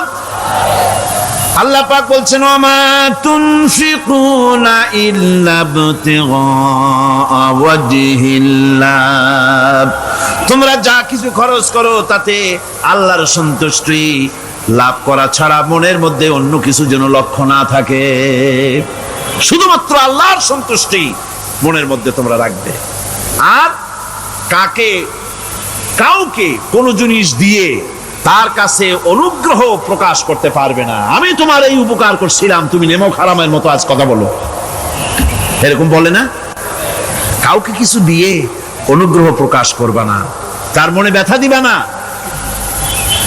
الذين ينفقون أموالهم في سبيل الله ثم لا يتبعون ما أنفقوا منا ولا أذى। যারা আল্লাহর পথে খরচ করে এবং খরচ করার পর নিজের অনুগ্রহ প্রকাশ করে না এবং কাউকেও মনোকষ্ট দেয় না, টাকা দিয়া খোটা দিল না, মনেও কষ্ট দিল না, তাদের জন্য পুরস্কারটা কি শুনুন। আল্লাহ পাক বলেন, পুরস্কার হচ্ছে লাহুম আজরুহুম ইনদা রাব্বিহিম ওয়ালা খাউফুন আলাইহিম ওয়ালা হুম ইয়াহজানুন। ওদের জন্য তার পরওয়ারদিগারের কাছে রয়েছে বিরাট পুরস্কার, আজরে আজিম। এদের জন্য কোনো ভয় নাই, কোনো চিন্তাও নাই, কিয়ামতে ডাইরেক্ট জান্নাতে চলে যাবে। সুবহানাল্লাহ। দানের এত ফজিলত যা ভাই আমি বলে শেষ করতে পারবো না। এত ফজিলত আল্লাহ দানের মধ্যে রেখেছেন। ত্যাগেই তো শান্তি, ভোগে শান্তি নাই। মজা কিসে? যারা কন্যা মজা কিসে? ত্যাগের ভিতরেই মজা। এরপরে আল্লাহ পাক বলছেন, আল্লাহর পথে 3 নম্বরে হতেছে আল্লাহর পথে যা খরচ করবা বেছে বেছে ভালো জিনিসটা দিও, বাইসা বাইসা ছেঁড়া জামাটা দিও না। পকেটে হাত দিয়া দান করবে, পকেটে হাত দিয়া হাত আর বাইর করে না। কারণ কি? খুঁজে দেখে যে 10 পাই না চাইরে না, কম পয়সাটা দেবে, ভালোটা দেবে না। টাকা বের করে ওর মধ্যে ময়লা পচা গন্ধ লাগে, ওইটা দান করবে, আর টাটকা টাকাটা পকেটে রেখে দেবে। এই স্বভাব আমাদের আছে কিনা? আছে কিনা? আরে বাবা, টাকা কি আপনি পকেটে রাখতে পারবেন? ওটা দেওয়া লাগবে না, এরা দেন তারা দেন, কাউকে তো দেবেনি। আমাদের এই বদভ্যাস আল্লাহ আমাদেরকে মাফ করুন, কোন আমিন বলেন, আমিন। দান করার সময় বেছে বেছে খারাপটা দিও না, সেরা কাপড়টা দিও না, অখাদ্য কুখাদ্য দান করো না। বিয়ার মজলিস, বিবাহে অনেক লোক দাওয়াত দিয়েছে, বেশি করে রান্না করছে, কম যদি হয়ে যায় বড় মিয়ার ইজ্জত নষ্ট হয়ে যাবে। মেহমান কম আসলো, এখন এই খাবারগুলি না পারিয়া তারপরে গরিবদের দেয়, না পেরে যখন খাবার কেউ নাই তখন গরিবদের দেয়। গরিবদের উদ্দেশ্য করে কিন্তু বানানো হয় নাই। এটা হলো একজনের রুটি খাচ্ছিল, এক কৃপণ বখিল রুটি খেতে বসেছে, সিল একটা আসে আর রুটিতে সু মারলো, সু মেরে রুটিটা নিয়ে গেছে। বেচারা পিছনে পিছনে দৌড় আরম্ভ করছে, গালি দিতে দিতে, মরার সিল আর তুই জায়গা পাইলি না। চিলের পিছনে দৌড়াতে দৌড়াতে নদীর পারে চলে আসছে। সিলও দেখে যে আল্লাহ, এমন এক বেকায়দার লোকের রুটি নিলাম, কোনো গাছেও বসতে পারি না তার ঢিলার জ্বালায়। শেষ পর্যন্ত পাশে ছিল নদী, নদীর উপর দিয়া চিল উড়ে ওপার যাওয়া আরম্ভ করছে। বকিল বেচারা দাঁড়াই থাকে, দিলাম ফি সাবিলিল্লাহ, আল্লাহর রাস্তায় দিলাম। এর তো কোনো মানে নাই। নিজে খেতে না পারে বাসি অখাদ্য কুখাদ্য এগুলি দিতে আল্লাহ পাক নিষেধ করেছেন। দিবা বাইসে বাইসে ভালো জিনিসটা, যেটা তোমার কাছে প্রিয় ওইটা দিও। তুমি যদি খারাপটা দাও তাহলে আল্লাহ তোমার দেবেন ওই মানের। কিয়ামত আছে না, কিয়ামত ওই মানের পাবা। আল্লাহ পাক বলছেন, ইয়া আইয়ুহাল্লাযীনা আমানু আনফিকু মিন তাইয়্যিবাতি মা কাসাবতুম ওয়া মিম্মা আখরাজনা লাকুম মিনাল আরদ। তোমরা যে উপার্জন করেছো, সেই উপার্জনে তোমাদের জন্য যা উপার্জন করেছো তাই, আর মাটির ভিতর থেকে আমি যা তোমাদের জন্য দিয়েছি তার থেকে ভালো জিনিস, ভালো ভালো জিনিস আমার রাস্তায় খরচ করো। এটা কার ওয়াদা? আল্লাহর ওয়াদা। আর খরচ করার জন্য ওয়ালা তায়াম্মামুল খাবিসা মিনহু তুনফিকুন, খরচ করার জন্য বাইসা বাইসা খারাপ জিনিসগুলি খুঁজে বেড়াইও না, ভালো জিনিসগুলি আমার রাস্তায় খরচ করো।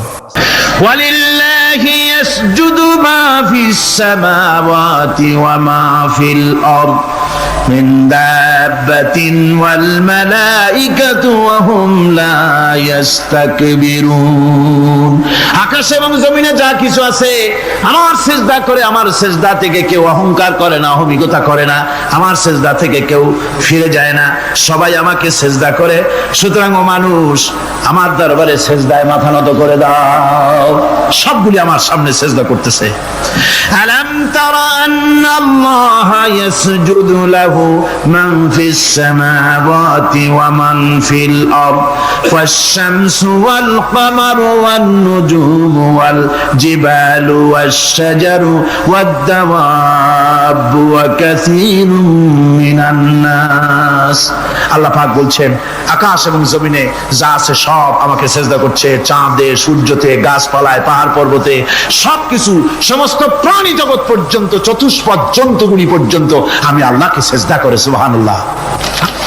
আমার বন্ধুগণ, এরপরে সর্বশেষ আমি শেষ করে এনেছি, আর মাত্র দুটি আয়াত আপনাদের সামনে বলে আমরা যাব আকর্ষণীয় মুনাজাতের দিকে ইনশাআল্লাহ। সবাই বলেন ইনশাআল্লাহ।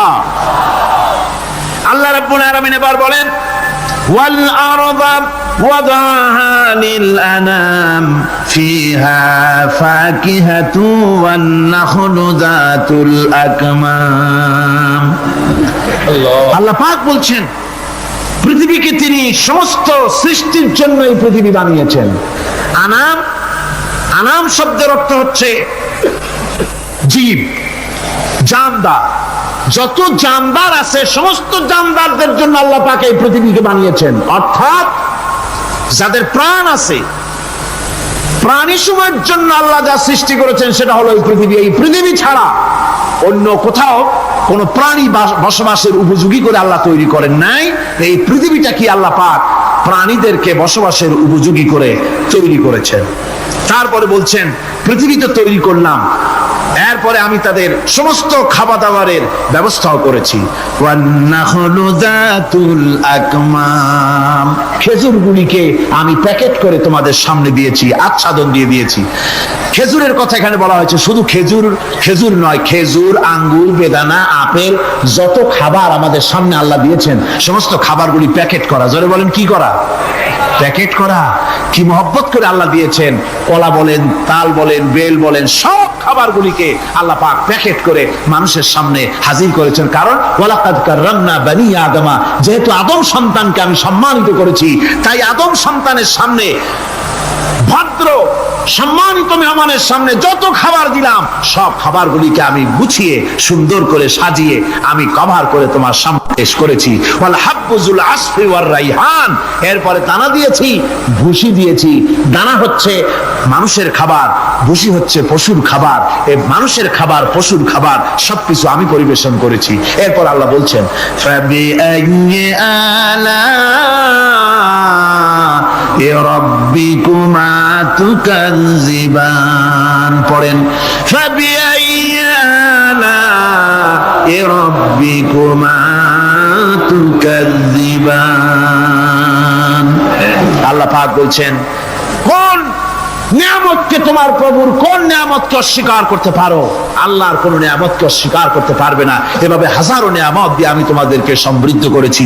সূরা আর রহমান একেবারে শেষ পর্যন্ত আল্লাহর এই সমস্ত নিয়ামত দিয়ে ভরা, নিয়ামতের কথা দিয়ে, রহমতের কথা দিয়ে ভরা। যেরকম সুবহানাল্লাহ বিহামদিহি। এই কোরআন, যে কোরআন আল্লাহ আমাদের শিক্ষা দিলেন, এই কোরআন অনুযায়ী দয়া করে যে কোরআন দিলেন, যাতে অর্থনীতি আছে, সমাজনীতি আছে, রাজনীতি আছে, যাতে মানুষের পারিবারিক জীবন আছে, সবকিছু যে কোরআনে আছে। এই কোরআন দিয়ে রাসূলুল্লাহ একটা সমাজ তৈরি করেছিলেন যেখানে চুরি ছিল না, ডাকাতি ছিল না, জেনা ব্যভিচার ছিল না। ওরকম একটি সমাজ বাংলাদেশে প্রতিষ্ঠিত হোক, এটা কি আপনারা চান? কারা কারা চান? দেখতে চাই।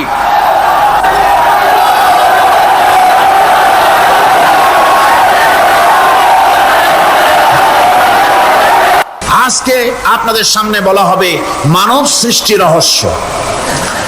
আল্লাহ পাক যেহেতু সৃষ্টিকর্তা, তিনি সৃষ্টি করেছেন। আমাদেরকে কে সৃষ্টি করেছেন বলুন? সকলে বলুন, আমাদের স্রষ্টা কে? তিনি আমাদেরকে সৃষ্টি করেছেন। যেহেতু তিনি আমাদের সৃষ্টি করেছেন, সেহেতু আমাদের সঠিক রাস্তা, সঠিক পথ বলে দেওয়ার দায়িত্ব কার? সেই আল্লাহ পাকের। যেহেতু সৃষ্টি করেছেন তিনি, রাস্তা বলে দেওয়ার দায়িত্ব সেই আল্লাহ পাকের। কোরআন মাজিদে এই কথাটি অনেক জায়গায় আল্লাহ পাক বলেছেন। যেমন সূরা আল-লাইলের ভিতরে বলা হয়েছে ইন্না আলাইনা লাল হুদা, আমার উপরে এটা দায়িত্ব, পথ কর্মপদ্ধতি পরিদর্শন করা, প্রদর্শন করা, রাস্তা দেখানো, এটার দায়িত্ব হচ্ছে আমি আল্লাহ পাকের। রাস্তা দেখাবেন কে? আল্লাহ পাক। ভাইরা আমার, আল্লাহ পাক পথ দেখিয়েছেন, আল্লাহ পাক রাস্তা দিয়েছেন। মরুভূমির ভিতরে যে রব্বুল আলামিন পথের নিশানা তৈরি করে দিলেন, যেখানে গভর্নমেন্ট রাস্তা বানাতে পারে না, মরুভূমির ভিতরে যিনি পথের নিশানা বানালেন মানুষ যেন না হারায়। যে আল্লাহ রাব্বুল আলামিন দুর্গম পাহাড়ের ভিতরে গিরিপথ তৈরি করে দিলেন মানুষ যেন হারায় না যায়। সমুদ্রের ভেতরে নাবিকরা দিনের বেলায় সূর্যের আলো দেখে পথ চলে, রাতের আধারে সে যেন গভীর সমুদ্রের ভিতরে হারায় না যায়। আল্লাহ তাই আকাশের ভিতরে তারকা মণ্ডলী খচিত করে রেখেছেন। সমুদ্রের নাবিকেরা, জাহাজের নাবিকেরা তারকা দেখে দেখে পথ নির্ণয় করে নেন। যে মাবুদ রাস্তা বানালেন জঙ্গলের ভিতরে, পাহাড়িয়া এলাকার ভিতরে, যে মহান প্রভু রাস্তা বানালেন, নিশানা বানালেন মরুভূমির ভিতরে, যিনি রাস্তা দেখায় দিলেন গভীর সমুদ্রের ভেতরে, সেই আল্লাহ রাব্বুল আলামিন। আমরা দুনিয়ার বুকে মানুষেরা অন্ধকারে মরবো, রাস্তা হবে না, এমনটি তো হতেই পারে না। আল্লাহ রাব্বুল আলামিন আমাদের জন্য রাস্তা বানায়েছেন। মহান আল্লাহ রাব্বুল রাব্বুল আলামিন বলেন وعلى الله قصد السبيل ومنها جائر আল্লাহ পাক বলেন সোজা রাস্তা সোজা পথ বলে দেওয়ার দায়িত্ব আমি আল্লাহর, যেখানে রয়েছে অসংখ্য বাঁকা পথ, অসংখ্য বাঁকা পথ যেখানে, যে পৃথিবীতে, সেখানে সোজা রাস্তা বলে দেওয়ার দায়িত্বটা কার? জোরে বলেন কার? আল্লাহ শুধু সৃষ্টি করেন না, সৃষ্টি করেন, শিক্ষা দেন, পথ বলে দেন, পথটাও বাকি রাখেন না, পথটাও তিনি বলে দিয়ে দেন। হযরতে মূসা আলাইহিস সালামের কাছে ফেরাউন প্রশ্ন করলো, তুমি যে রবের দাবি করছো, যে একজন রব আছেন, সে রবের পরিচয় কি? তোমার সেই রব কে? হযরত মূসা আলাইহিস সালাম যে জবাবটা দিলেন, কি সুন্দর জবাব! এক কথার ভিতরে সমস্ত কথা সন্নিবেশিত হয়ে গেছে। ফেরাউনের প্রশ্নের জবাবে রব কে, এ কথার জবাব দেওয়া যায়, হাজার হাজার পৃষ্ঠা লেখা যায়। রবকে, তার পরিচিতি। আমি যদি এখন শুধু রব শব্দের ব্যাখ্যা করি, তাফসীর করি, রাত শেষ হয়ে যেতে পারে, ইনশাআল্লাহ ব্যাখ্যা দেওয়া যাবে। কিন্তু মূসা আলাইহিস সালাম কি সুন্দর একটা জবাব দিয়া দিলেন, রবকে শোনো, ربنا الذي أعطى كل شيء خلقه ثم هدى রব হচ্ছেন সেই, আমার প্রভু হচ্ছেন তিনি, যিনি সমস্ত সৃষ্টিকে, সমস্ত মাখলুকাতকে যিনি সৃষ্টি করেছেন, আর সৃষ্টি করার পর তার চলার জন্য পথ তৈরি করে দিয়েছেন। তিনি হচ্ছেন আল্লাহ পাক, যিনি সৃষ্টি করেন আর পথের দিশা দেন। তিনি হচ্ছেন আল্লাহ পাক, তিনি হচ্ছেন রব। শুধু বানান না, বানাবার পরে তার প্রয়োজনটাও মিটাই দেন। আল্লাহ পাক সেই আল্লাহ বলছেন, খালাকাল ইনসানা আল্লামাহুল বায়ান। তিনি মানুষ সৃষ্টি করেছেন। আমি সম্ভবত দ্বিতীয় দিনে আপনাদেরকে বলেছিলাম, মানুষ বানর থেকে আসে নাই, মানুষ ওরাং ওটাং থেকে আসে নাই, মানুষ শিম্পাজি থেকে আসে নাই, মানুষ বাঁদরের গোষ্ঠী নয়, মানুষ এসেছে মাটি থেকে, আদম থেকে। মানুষের পূর্বপুরুষ হচ্ছেন হযরতে আদম আলাইহিস সালাম। মানুষের পূর্বপুরুষ কে? আদম আলাইহিস সালাম। আর মানুষের পূর্বপুরুষ হচ্ছেন আদম আলাইহিস সালাম, আর তার উৎপত্তি হচ্ছে মাটি থেকে। মানুষ এসেছে আদম থেকে, আদম এসেছে মাটি থেকে। এখন আল্লাহ পাক বলছেন যে আমি হচ্ছি তোমার স্রষ্টা, আমি তোমাকে বানাইছি। কোরআনে কারীমের কথা এভাবে বলছে, কাইফা তাকফুরুনা বিল্লাহি ওয়া কুনতুম আমওয়াতান ফাহিয়াকুম সুম্মা ইউমীতুকুম সুম্মা ইউহয়ীকুম সুম্মা ইলাইহি তুরজাউন। এ মানুষ, তোমরা কিভাবে কুফরি করো, অস্বীকার করো, আল্লাহর সাথে নাফরমানি করো? কিভাবে করো? যে আল্লাহ তোমাকে, তুমি ছিলে মৃত্যু, তোমাকে আল্লাহ পাক জিন্দা করেছেন, এই জিন্দা থেকে আবার মৃত্যু করবেন, আবার মৃত্যু থেকে তোমাদেরকে জিন্দা করবেন, আবার সেই আল্লাহর কাছে তোমাদেরকে ফিরে আসতে হবে।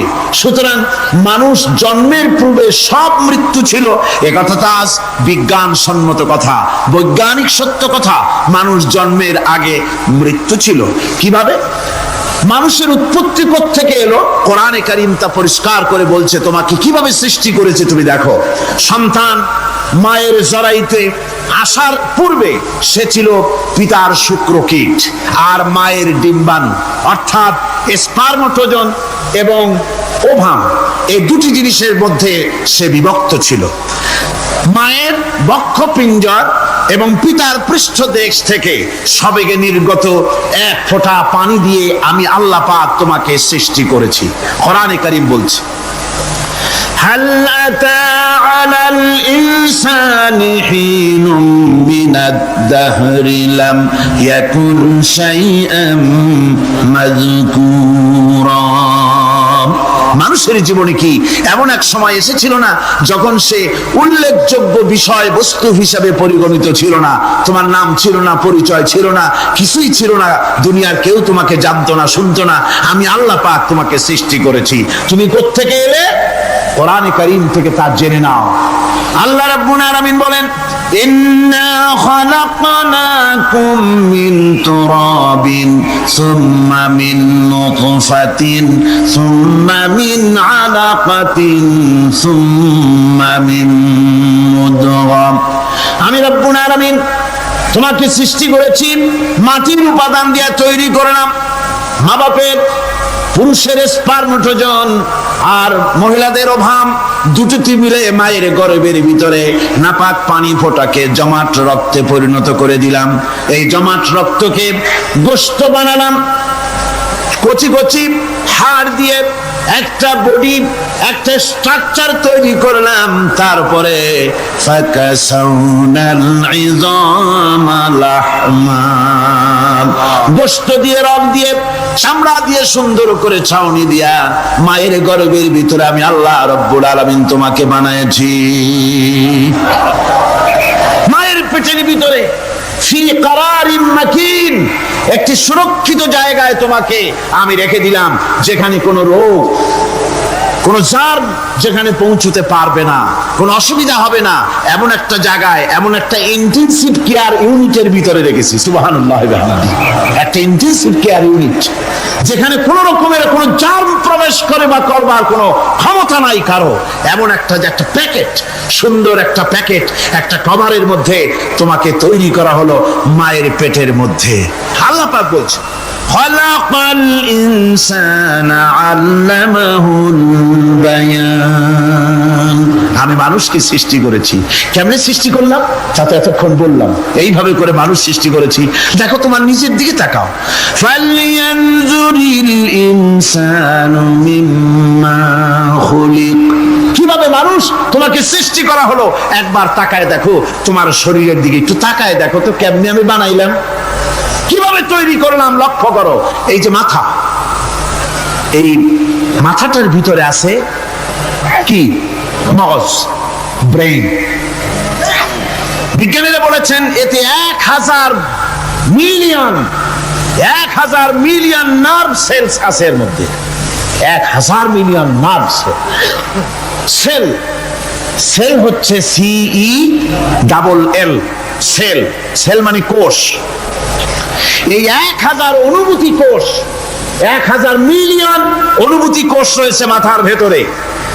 মস্তিষ্কের এসব কোষগুলি, এসব সেলগুলি, তার মধ্যে আবার আছে নার্ভ ফাইবার, অর্থাৎ সূক্ষ্ম সূক্ষ্ম নার্ভ সুতা সমগ্র শরীরের মধ্যে তা ছড়িয়ে দেওয়া আছে। এই সূক্ষ্ম সুতার মাধ্যমে ঘন্টায় 70 মাইল বেগে শরীরের প্রত্যেকটা অঙ্গ প্রত্যঙ্গের খবর মস্তিষ্কের মধ্যে চলে যায়। সুবহানাল্লাহ বিহামদিহি। আপনার পায়ে যদি কাটা ফোটে, শরীরে যদি ব্যথা লাগে, ঘন্টায় 70 মাইল বেগে সূক্ষ্ম সূক্ষ্ম যে তারগুলি আল্লাহ দিয়েছেন, ওই তারের মাধ্যমে আপনার মাথায় চলে যায়। মস্তিষ্কে গেলে পরে তড়িৎ গতিতে সিদ্ধান্ত হয় কাটা তুলতে হবে। অথবা একটা সাপ দেখেছেন, সাপ প্রথম চোখ দিয়ে দেখলেন, চোখ, এই চোখের ভিতরে আপনার 130 মিলিয়ন লাইট রিসেপ্টর আছে, অর্থাৎ বিভিন্ন দৃশ্যকে, ছবিকে ক্যাচ করার মতো 130 মিলিয়ন লাইট রিসেপ্টর গ্রহণযোগ্য মেশিন রয়েছে চোখের ভিতরে। চোখ দিয়ে সাপ দেখলেন, চোখের ভিতরে রয়েছে আবার অসংখ্য তার। এই অসংখ্য তার ব্রেনের সঙ্গে জুড়ে দেওয়া আছে। চোখ সাপ দেখলো, 70 মাইল বেগে প্রতি ঘন্টায় এই খবর তড়িৎ প্রবাহের মতো মস্তিষ্কের ভেতরে চলে গিয়েছে। মস্তিষ্ক সঙ্গে সঙ্গে ডিসিশন দিচ্ছে, দৌড় মারো, অথবা লাঠি হাতে নাও, অথবা যে কোনো একটা পজিশন তাকে সাথে সাথে সিদ্ধান্ত দিয়ে দিচ্ছে। জোরে বলেন সুবহানাল্লাহ। এই অনুভূতি শক্তি যদি আল্লাহ পাক না দিতেন মানুষের শরীরে, পায়ের মধ্যে পাথর ঢুকলে, কাটা তো কাটা, পাথর ঢুকলেও টের পাইতাম না। আল্লাহ পাক এই ব্যবস্থা করে দিয়েছেন মস্তিষ্কের মধ্যে এতগুলি সেল, প্রত্যেকটা সেলের আলাদা আলাদা কাজ। সুখ, দুঃখ, ভালোবাসা, মোহাব্বত, আনন্দ, স্বাদ ইত্যাদি জিনিসের অনুভূতি মস্তিষ্কের ভেতর থেকেই হয়। এখানে সেগুলি রেখে দেওয়া হয়েছে। তারপরে রয়েছে এই মস্তিষ্কের ভেতরে মেমোরি, স্মৃতি, স্মৃতি শক্তি। দেখুন এই যে টেপ রেকর্ডারে ওয়াজগুলি রেকর্ড হচ্ছে, তাফসীর রেকর্ড হচ্ছে। কিছুদিন পর ওই রেকর্ডের উপরে আর একটা কথা যদি উঠান, তাহলে প্রথম কথা থাকবে, প্রথম গান বা ওয়াজ থাকবে, নষ্ট হয়ে যাবে। কিন্তু আল্লাহ রাব্বুল আলামিন আপনার আমার মাথার ভিতরে এমন এক ফিতা দিয়ে দিয়েছেন, এমন একটা মেমোরি ফিতা দিয়েছেন, যেই ফিতার ভিতরে হাজার হাজার লক্ষ লক্ষ কোটি কোটি সমস্ত কথাগুলি ধরবে, আপনি মুখস্থ করতে পারবেন। আগে যা মুখস্থ করেছেন, পরে মুখস্থ করলে পরে আগেরটা মুছে যাবে না। সুবহানাল্লাহ বিহামদিহি। কি সুন্দর করে মস্তিষ্কের ভেতরে এই মেমোরি শক্তিকে আল্লাহ পাক তৈরি করে দিয়েছেন। চিন্তা করলে মাথা নত হয়ে যাবে আল্লাহর দরবারে। আল্লাহ পাক বলছেন, এই জিনিস আমি তোমার মাথার মধ্যে রেখেছি। দেখুন মানুষ কত কথা বলে, কত বই পড়ে, মানুষের মাথায় যত কথা আছে সব কথা যদি লিপিবদ্ধ হয়, ভলিউম ভলিউম হয়ে যাবে, যা একটা লাইব্রেরিতে ধরা সম্ভব নয়। অর্থাৎ আপনার মাথাটা হচ্ছে একটা বিশ্বকোষ, আপনার মাথাটা হচ্ছে একটা বিরাট বিশ্বজোড়া লাইব্রেরি। জোরে কোন সুবহানাল্লাহ। আপনার মাথায় যা আছে তা আপনার কোনো বিল্ডিং এর মধ্যে ধরবে না, কোনো গ্রামে কোনো দেশের মধ্যে তা ধরবে না, এত জিনিস আপনার মাথার মধ্যে আছে, ঠিক কিনা? এরপরে আল্লাহ পাক একটা চোখ আমাদের দিলেন। আল্লাহ রাব্বুল আলামিন বলেন, আলাম নাজআল লাহু আইনাইনি ওয়া লিসানান ওয়া শাফাতাইন ওয়া হাদাইনাহু নাজদাইন। আমি কি তোমাদেরকে দুটি চক্ষু আর জিহ্বা, আর তোমাদেরকে আমি কি তোমাদের দুটি চক্ষু, দুটি ঠোঁট আর জিহ্বা কি আমি তোমাদের দেই নাই, যা দিয়া তোমরা দেখতে পাও, যা দিয়া তোমরা অনুভূতি, মাথার ভিতরে অনুভূতি জাগে। এই যে দুটো চোখ দিলাম, সুবহানাল্লাহ, সুবহানাল্লাহ বলেন। দুটি চোখ আছে বলে এই সুন্দর পৃথিবী দেখতে পাই। চোখ দুটি না থাকলে পৃথিবী অন্ধকার, মা দেখতে পাবো না, কোরআন দেখতে পাবো না, পৃথিবী দেখতে পাবো না, বাপ দেখতে পাবো না, সন্তান দেখতে পাবো না, দুনিয়াটা মিথ্যা হয়ে যাবে, ঠিক কিনা? ছোট্ট চোখ, 1 থেকে 1.5 ইঞ্চির ভিতরে এত সুন্দর দুটি ক্যামেরা, যে ক্যামেরা দিয়া দুনিয়ার সব কিছুকে ক্যাচ করা যায়, সব ক্যাচ করা যায়। বলুন তো, এমন একটা বাক্স আপনারা কেউ বানায় দিতে পারবে যে বাক্সের ভিতরে হাতি, ঘোড়া, বাঘ, ভল্লুক, ময়না, টিয়া, পাহাড়, পর্বত, নদ, নদী, কীট, পতঙ্গ, তরুলতা, গাছপালা, গোষ্ঠী শুদ্ধা ধরবে, আরো খানিকটা জায়গা বাকি থাকবে, এরকম একটা বাক্স কেউ বানায় দিতে পারবে? পারবে না। এমন একটা বাক্স পৃথিবীর কোন মিস্ত্রি বানাতে পারবে না। কিন্তু আল্লাহ রাব্বুল আলামিন আপনার আমার কপালের নিচে 1 থেকে 1.5 ইঞ্চির ভিতরে এমন 2টা ফিল্ম বক্স তৈরি করে দিয়েছেন, যা দিয়ে তাকাবেন আপনি কোটি কোটি মানুষ দেখবেন, পাহাড় দেখবেন, সমুদ্র দেখবেন, সূর্য দেখবেন, চন্দ্র দেখবেন। এত কিছু দেখার পরেও চোখের ভিতরে আরো খানিকটা জায়গা ফাঁকা থেকে যায়। কি বিরাট নিয়ামত এই চোখ আল্লাহ পাক আমাদেরকে দান করেছেন। এই চোখকে হেফাজতের জন্য আবার চোখের উপরে সানসেট তুলে দেওয়া আছে, সানসেট ভুরু, আল্লাহ ভুরু লাগায় দিয়েছেন, নিচে একটু হাড় জায়গায় দিয়েছেন, উপরে সানসেট, ভেতরে চোখ, যাতে করে বল এসে লাগলে পরে চোখটা গলে না যায়, আছাড় খেলে পরে চোখটা গলে না যায়, চোখটাকে সেফ সাইডে রেখে দিয়েছেন আল্লাহ পাক সুবহানাহু ওয়া তাআলা। আল্লাহ পাকের কাছে শুকরিয়া তো আদায় করলাম না, আদায় করি। আসুন পড়ি আমরা সবাই, আলহামদুলিল্লাহি রাব্বিল আলামিন। আল্লাহ পাক বলেন, আলাম নাজআল লাহু আইনাইনি ওয়া লিসানান ওয়া শাফাতাইন। জিহ্বা দিলাম আমি তোমাকে, এই জিহ্বার ভিতরে 3000 আস্বাদন স্তর আছে। বিজ্ঞানীরা বলেছেন একটা জিহ্বার মধ্যে 3000 আস্বাদন স্তর আছে। প্রত্যেকটা স্তরের সাথে মস্তিষ্কের সাথে তার লাগানো আছে। জিহ্বায় সব জিনিসের টেস্ট নেবেন, আর তার অনুভূতি, তার স্বাদটা ওখানে টের পাবে মস্তিষ্কের ভেতরে। এই জিহ্বা আল্লাহ পাক দান করে দিলেন মুখের মধ্যে, সুবহানাল্লাহি বিহামদিহি। সব রকমের স্বাদ পান না একরকম? জিলাপির স্বাদ একরকম, রসগোল্লার স্বাদ আর এক রকম, ছানার স্বাদ আর এক রকম, বেলের স্বাদ একরকম, তালের স্বাদ আর এক রকম, মুরগির স্বাদ একরকম, খাসির স্বাদ আর এক রকম, লট্টে ফিশের স্বাদ একরকম, শুটকির স্বাদ আর এক রকম, কোরাল মাছের স্বাদ আর এক রকম, শাকের স্বাদ আর এক রকম। হাজার হাজার খাদ্য দ্রব্যের স্বাদ এক জিহ্বা দিয়ে আল্লাহ রাব্বুল আলামিন নেওয়ার তৌফিক দিলেন। খালাকাল ইনসান, কি সুন্দর করে মানুষ বানালাম। দেখিস না, শুকরিয়া আদায় করিস না, এগুলি দেখবি আর শুকরিয়া আদায় করবি কি সুন্দর করে আমি আল্লাহ তোমাকে সৃষ্টি করেছি। শুধু তাই নয়, আল্লাহ পাক বলেন ইয়া আইয়ুহাল ইনসানু মা গাররাকা বিরাব্বিকাল কারীম। ও মানুষ, কোন জিনিস তোমাকে ধোঁকায় ফেলে দিল? তোমার মহান প্রভুর ইবাদত থেকে, গোলামি থেকে কোন জিনিস তোমারে ধোঁকায় ফেলে দিল? কেন ধোঁকায় পড়ে গেলে? আল্লাহ রাব্বুল আলামিন তাই বলেন ইয়া আইয়ুহাল ইনসানু মা গাররাকা বিরাব্বিকাল কারীম। কোন জিনিস তোমাকে ধোঁকায় ফেলে দিল? ওই মহান আল্লাহ রাব্বুল আলামিনের ইবাদত থেকে, গোলামি করা থেকে। কি সুন্দর করে বানালাম। আমার ভাইরা, আমার নিজের জীবনে এক দৃষ্টান্ত আমি প্রায় বলি লোকদেরকে। ছোটবেলায় মাদ্রাসা থেকে বাড়ি ফিরতেছি, তখন গয়নার নৌকা, লঞ্চ নাই, নৌকা। সেই নৌকা বিরাট লম্বা নৌকা, 4-5 জনে দাঁড় বায়, বড় বড় লম্বা লম্বা দাঁড়, ছিপ নৌকা, খুব লম্বা নৌকা। এই নৌকাগুলি প্যাসেঞ্জার বহন করে। স্টেশন আসতে পরে ঢোল পিঠায়, মানুষ এসে ওঠে। রাতের বেলায় চলতে হয়, রাতেই এগুলো চলতো বেশি, আজকাল এগুলি আর নাই। সেই নৌকার মাঝখানে থাকতো বাঁশ পোতা, 2 দিকে মানুষ শোবে, নৌকার 2 দিকে মাথা দিয়ে, একদিকে পা দিয়ে শোবে। ছাত্র জীবন, শুয়ে আছি এরকম করে, কিন্তু পা লম্বা করা যায় না, পা লম্বা করলে আর একজনের বুকের উপরে গিয়ে ওঠে। এভাবে করে পা কতক্ষণ গোটো করে রাখা যায়?